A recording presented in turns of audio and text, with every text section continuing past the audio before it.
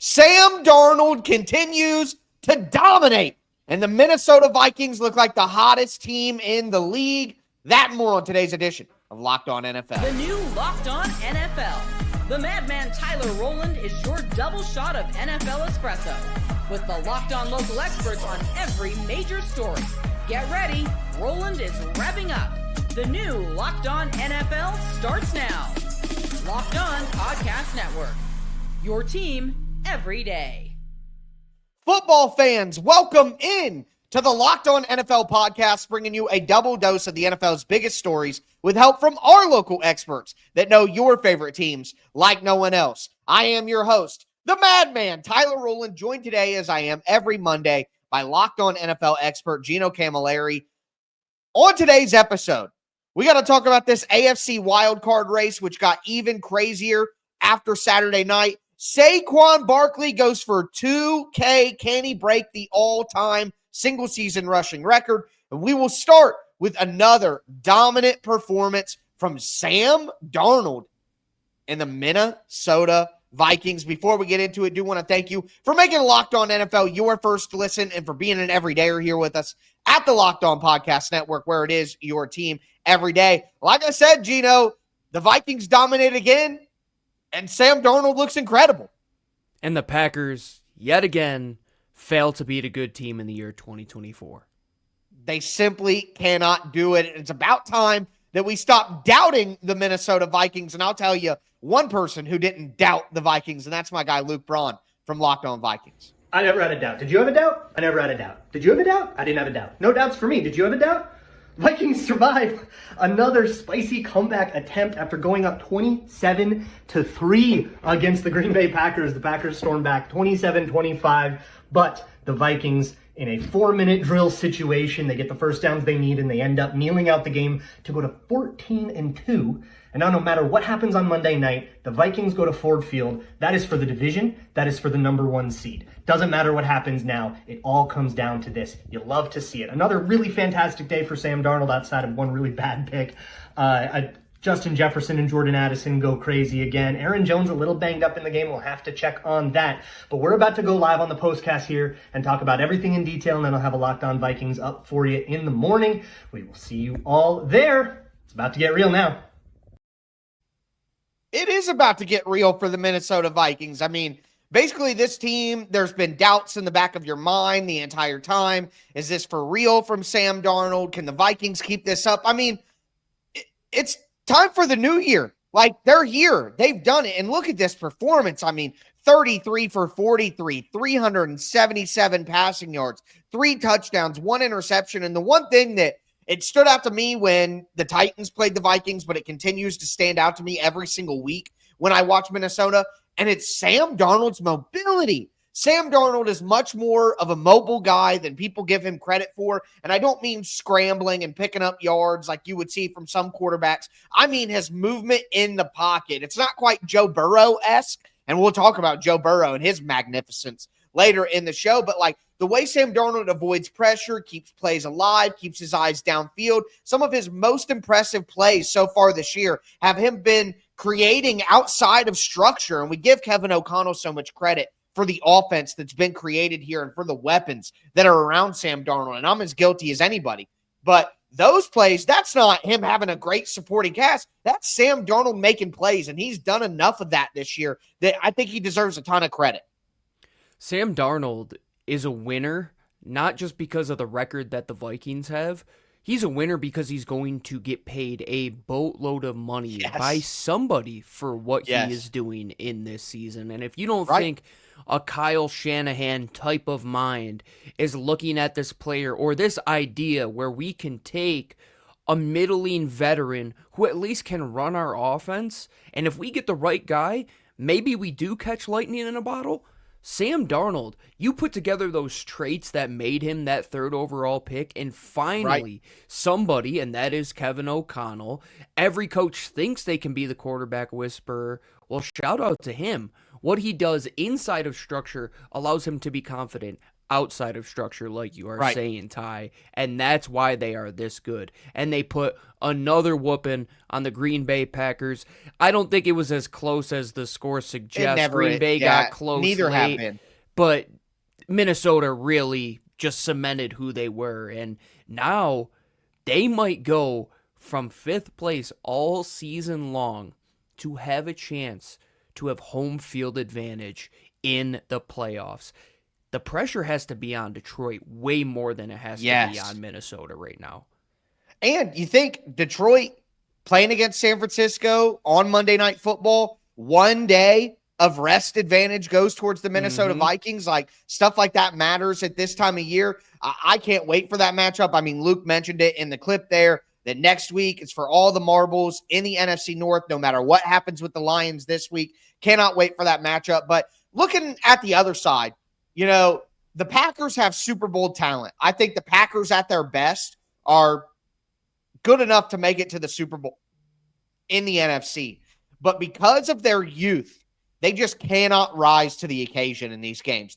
Their best wins all year have been Arizona, Houston, Miami. Like, they have not beaten a tier 1 football team. And while they do have all that talent, you know, I picked Green Bay to go to the Super Bowl this year. I thought they could take that next step, but they just don't seem to come out ready to play. They just make some weird mistakes. Their guys just aren't ready for the moment sometimes, it seems. And if you look at just probability-wise, what the most likely matchup would be if they were to advance out of the first round, there's a good chance that they're going to have to play one of these NFC North teams who they cannot beat because, like you had mentioned, they are in that upper tier right now. Minnesota, Detroit, Philadelphia. Has Green Bay beat any of those teams? No, they have not. Nope. And that's probably a team that the youth is getting in the way, and that's a team that's maybe a year ahead of schedule. They still can cause ruckus when you get into the playoffs with Josh Jacobs' ability to run the ball the way that he has and the ability to spread the ball among those receivers. But if Jair Alexander is hurt and their defense cannot stop anybody, which they weren't able to do against Minnesota, well, you're going to get in this same predicament, which they've gotten in against these upper echelon teams.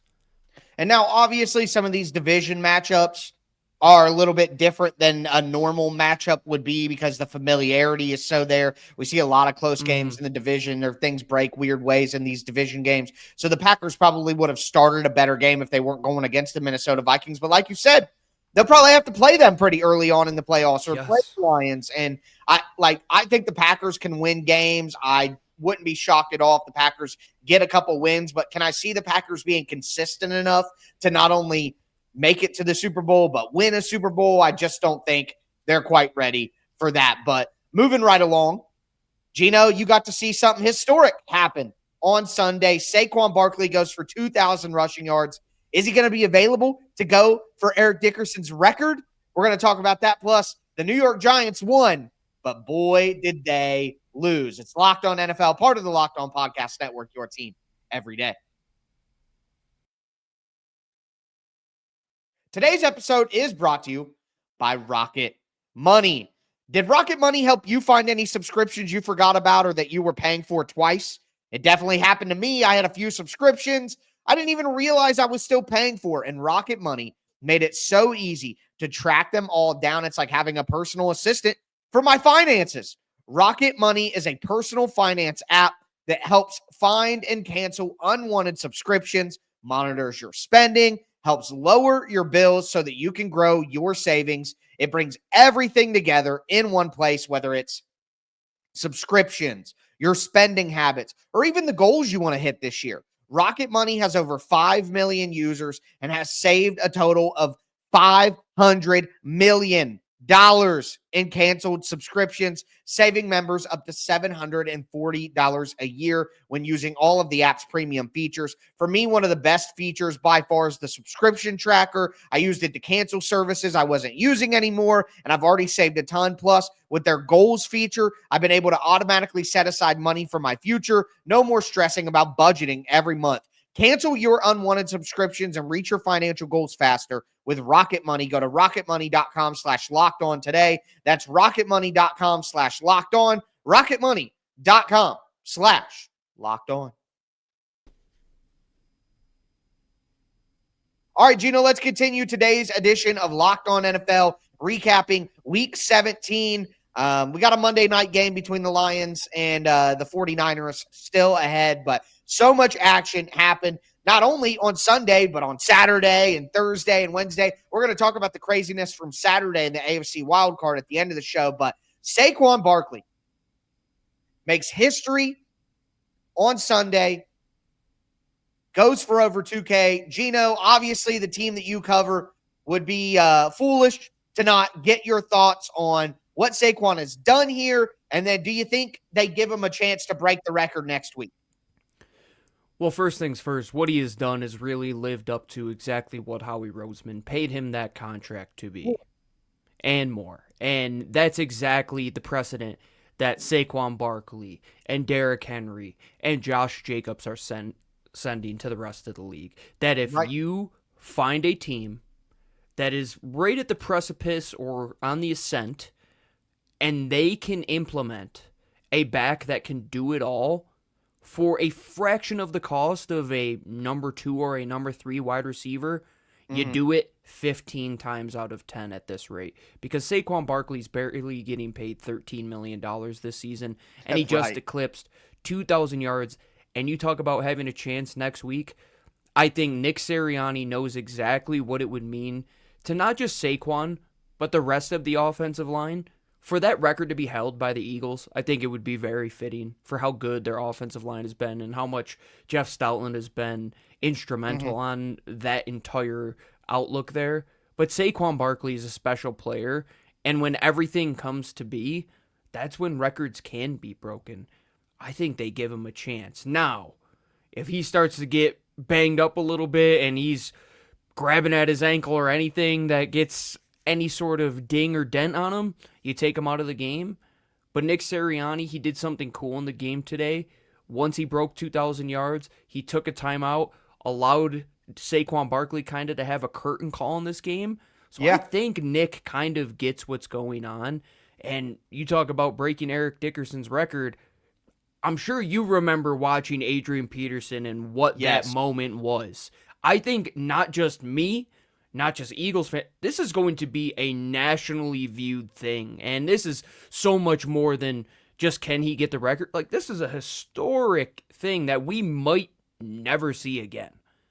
Yeah, there is a possibility, especially with the way that, offenses go and how running backs are used nowadays. It's just less likely. But I got to tell you, Gino, I hate to be the Grinch here, but I just think it would be silly to put him out there. I think you're talking about, if you see him get an ankle, if you see him, dude, by that time it's too late. You can't play that game. Look, I know that sentimentally speaking, it would be incredible to see him break that record for the offensive line, for the franchise, for the running back position, which Saquon Barkley absolutely carries the torch for. I'm not just doing this for me. I'm doing it for the running back position and showing how important we are and how impactful we can be and all of that. But you got to think bigger than this. The Eagles are a Super Bowl contender this year, and if he were to get hurt, they are not. They are not a Super Bowl contender without him. I firmly believe that. So while it would be a great story, while I want to see him get that record, I just don't think it would be wise to play the game, even if you're just, we'll see how he's doing and we'll take him out if he gets. No, don't play the game. Sit him. Get ready for the playoffs. Like, the Philadelphia Eagles aren't a franchise, I think, that needs that sentimental. I think seeing Nick Sirianni call the timeout today to get Saquon Barkley that big moment, that curtain call moment like you're talking about, I think that is good enough. You say he recognizes the situation. All right, I think he does recognize it, and he wanted to get Saquon as much love as he possibly could for going over 2K, because I would not play Saquon Barkley next week. I think you're exactly right, Ty. And if you're smart, this is almost a blessing in disguise. But the Eagles have not had a bye since week 5. And now you can absolutely rest these guys. And you don't need to win this game. It really means nothing in the grand scheme. And as cool of a story as it would be, the one thing that puts Saquon above a lot of these guys is how little of an ego he truly does have. And I think he will put that to the side to know, hey, if we can get number 1, 11, 6, 26 healthy to the playoffs, they're going to have a chance to hoist the Lombardi. Because a lot of these guys that we talk about, they're great on their own, but it takes a team. Yeah, 2,000 is great enough in and of itself that I think that's good enough to kind of stand on that. And especially in 16 games, nobody can tell him, oh, you got 2,000 yards, but it was that extra 17th game. No, I did it in 16. So I kind of like having that there as well. But speaking of Saquon Barkley, obviously a former New York Giant, we will spin over to the New York Giants, who defeated the Indianapolis Colts 45-33, I do believe is the final score of that one. Yeah, 45-33. And the Giants may have won. And I know that there are certain Giants fans out there who are probably happy to see their football team win a game on a Sunday. And being a fan, there is something as simple as that. I want to see my team win a game because that's what it's all about. But the New York Giants desperately needed to keep the number 1 overall pick so that they can fix their quarterback situation or just have complete control over what they do in the draft. And by beating the Indianapolis Colts and Drew Lock going crazy out there, now they've lost that. And my girl Patricia Traina from Locked On Giants, she talked about, things that went right, but acknowledged the reality. Quarterback Drew Lock was on fire, throwing for 309 yards and 4 touchdowns while also running for 1 other.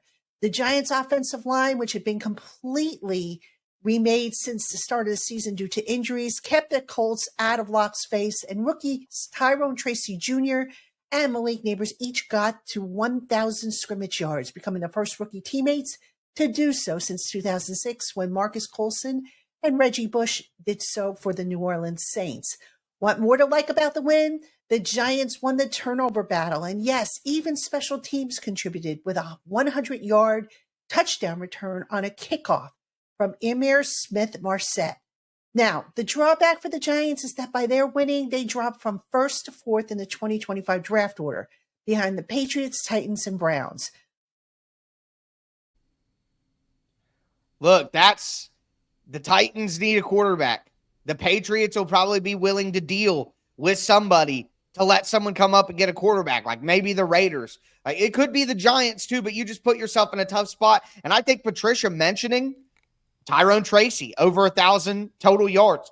Malik Neighbors, over 1,000 yards. That makes it even more depressing that the Giants have lost the number 1 pick here, because the Giants do have pretty good weapons on offense right now with those 2 guys as a foundation. On the offensive line, when Andrew Thomas is back, they at least have a solid left tackle. They have great edge rushers and Brian Burns and Kayvon Thibodeau. Like, they have pieces. And then obviously on the inside with Dexter Lawrence, which might be the best interior defensive lineman in the NFL when he's healthy and playing. Like, they have a lot to build on there in New York. All they need is the quarterback. And the fact that they lost out on the number 1 pick and likely can't get it back, it just makes it so much more depressing knowing that they are a QB away from being a decent team. As I said, to finish out the take on the Eagles, that it takes a team. Yes. Well, I wanted to set it up by saying no team can be successful, to your point, without a quarterback. And right. Sometimes wins are great, but now you lose out not just at the chance to have your guy and pick the other guy.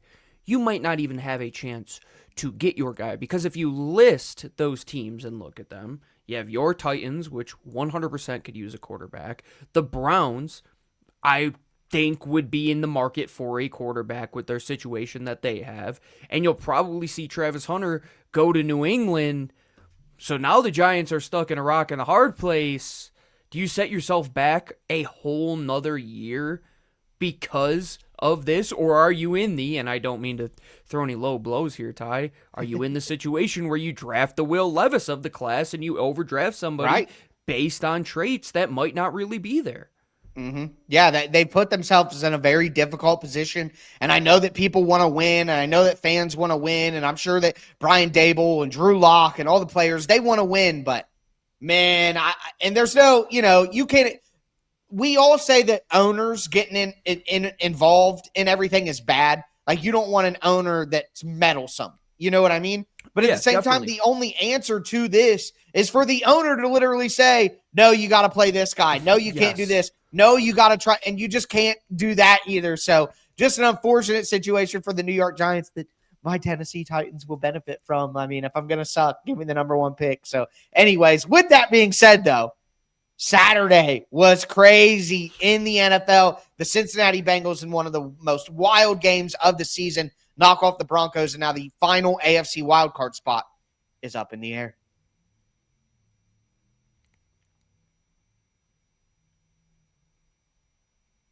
All right, we are going to talk about this Bengals win because 30-24 over the Denver Broncos on Saturday night. It was insane, and it creates a total domino effect in the AFC. And my guys at Locked On Bengals talked about how crazy it is to be where they're at now based on where they were not too long ago. Wow. The big takeaway is Joe Burrow is as good as anyone on the planet. And you can decipher that however you want. But for them to continue to bounce back and bounce back and bounce back and overcome what seemingly was like 4 wins in one, like I give credit to Joe for being that stabilizing presence, and obviously he was awesome on the field. Man, it's wild to think 4 weeks ago they lose to the Pittsburgh Steelers, fall to 4-8, and we're not even thinking playoffs. Like it was like, all right, well, should we start talking about the draft? We're looking at draft position, all of those things. Now, and I don't know if they're going to make the playoffs. I haven't even looked at the percentage chances and all of those things. But there is a chance. And they've played their way into a meaningful Week 18 game. And they're going to play the Pittsburgh Steelers, and it is just going to be wild. Now, the Bengals are not the favorites to get in right now. They are simply not. So, the Broncos, all they got to do is beat the Chiefs next week. Chiefs will probably be resting people, and the Broncos are still in. But if the Broncos lose to the Chiefs, the Miami Dolphins, who beat the Cleveland Browns without Tua Tagovailoa, they play the Jets. If the Broncos lose and the Dolphins beat the Jets, the Dolphins are in. If the Broncos and the Dolphins lose and the Bengals beat the Steelers, Cincy is in. So Cincy still needs some help here. But, man, I would much rather see Cincinnati in the playoffs than Denver or Miami. Like, I'm not crazy, right? Ooh, that's interesting. I'm going to say I still like Denver's chances because you love Bo Nix, though. I do, but I wasn't even going to say Bo. I think their defense is legitimate. I think that front is insanely good. Now, do I think the defense of Denver trumps the ability of Joe Burrow and the one-man wrecking machine that he is Clearly in the playoffs? Not. That I don't. Now, I want to ask you this question, Ty. Who out of those two teams, and I think I know what your answer is going to be, has a better chance to go into Buffalo and go toe-to-toe with Josh Allen? Out of Miami and Denver? Denver or Cincinnati, too. Well, out of the three, I would say Cincinnati because they've done it before. They've gone into Buffalo Cincinnati in the playoffs and done it. Like, you need – if you're going to go into a fight with, someone they got the sword out of the stone – you need your own King Arthur to win that game. So I think Joe Burrow is the only one with the moxie to go into Buffalo and take down Josh Allen. I could actually see that happening, actually. Whereas Miami has no shot whatsoever to beat Buffalo in Buffalo. And that's the early Saturday slate game. Nobody wants to watch that one. Yeah, like I simply don't think Miami would be the least fun outcome. I do not want to watch the Dolphins, especially if Tua is banged up. Like, I'm totally out on that. But you give me Denver, you give me Cincinnati, but I got to say, I would much rather see Joe Burrow get into the playoffs. I think so as well. And I think Denver is a good story. Another team where they're definitely a year ahead of schedule. Bo Nix, I mean, I don't think it was him being the reason that they lost that game. One bad pick, but he still put them in a position to win. Dude, he was awesome. Without a doubt, man. Joe Burrow, though, that's a guy who I think if you go back on the shows we've hosted here Sunday after Sunday, we're just like, don't let them get in. Don't let them get in. Don't let them get in. They almost feel to me, Ty, how the Rams feel in the NFC, where it's like you clearly have one guy, and Matt Stafford, the way he's throwing the ball to his two receivers, feels very similar to the way that Burrow is throwing it to Higgins and Chase. And I want to see good football. I think Buffalo Cincinnati would make for a world-class. Talk about going from the Saturday early slate, which might be on Nickelodeon with the potentially Bills, Denver, or Miami game, to maybe the Sunday night football premier game, Joe Burrow, Josh Allen, first round of the playoffs. That's what the Goodells of the world want to see for sure. Yeah, I'm with you there. And then we mentioned it in the last segment because we talked about the New York Giants situation, but looking at it on the other side, the Indianapolis Colts, man, what absolute bums. They had a great opportunity. All you have to do is go in and beat the Drew Lock New York Giants. That's all you got to do, and you are literally in the driver's seat to win the final playoff spot. Like, they would be in the best position possible to win that playoff spot. And instead, you lose to the Giants, and now you're completely eliminated. But Anthony Richardson has played better as of late. They didn't have him in this game because he's banged up. Joe Flacco was back in, but what a disaster season for the Colts. You don't get a good pick. You pee down your leg when you have a chance to actually make the season worthwhile. You jerk Anthony Richardson back and around. He's hurt. He's benched. He's like just a terrible, terrible season for the Colts. But they deserve so much egg on their face for losing this game against the Giants. I think it's just a tough look organizationally too, man, and really a fundamental encapsulation of what their season was. Just a buffoonery of errors, in my opinion. And to lose to the Giants, who haven't won a home game all season long when your playoff hopes were on the line. Now, Shane Steichen, I'm a big fan of what he did in Philadelphia, but over the last couple years in Indianapolis, man, when they have to make something happen towards the end of the year, winners win and losers lose, and I think we know what Indianapolis is at this current stage with their franchise. Yeah, they're not getting over the hump, but an incredible Sunday night football game as well. My guy, Tony Wiggins, the barber, is going to talk about that in the barbershop in the afternoon edition of Locked On NFL. So make sure that you tune into that. I'll be back tomorrow to talk more playoff action with my guy, Luke Braun, the brain, or Lauren Cox will be with me tomorrow. Getting my days mixed up. Shout out to Lauren, but so much to talk about as we head into the final week of the season. That is going to do it for us today, though. I am your host, the Madman Tyler Rowland, for my co-host, Gino Camilleri, as we tell you every single episode, stay safe out there.